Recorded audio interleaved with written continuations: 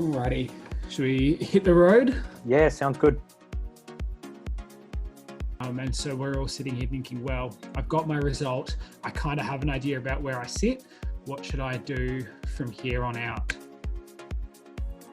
Find out about your universities, okay? Be rigorous. I want you to pretend for some reason that this is your best friend, Becky, and her ex-boyfriend has probably been seen with some other guy, and you're doing everything you can to find out who this other guy is, and you're in the depths of his Facebook seeing like what he ate for breakfast 6 years ago. Like, this is the level of detection you need to be going into universities. All of the universities will try to assess something from that pot of values, and they'll all do so in slightly varying ways. So being aware of the station types that the universities have and prefer is important compared to anything, okay? Don't sit there going, oh, Melbourne always have, or Deakin never do this sort of a station, or UQ never do this sort of a station, because they will throw rogue things all the time, okay, to keep people off their guard.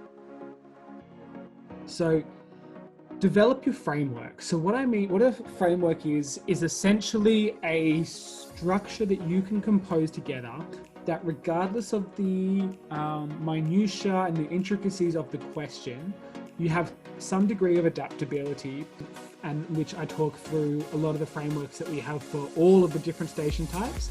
And a lot of these frameworks will be sort of remodeled and rejigged as well for the upcoming interviews.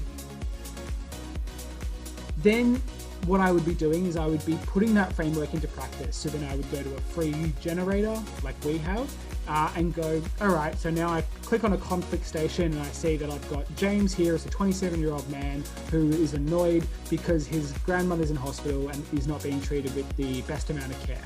Deal with this conflict. And so now you practice putting your framework into interviews. You get that chance to simulate the experience, to make that your baseline, to get used to the stress, to get used to not over-regulating yourself so that you, on the day, don't seize up and don't choke.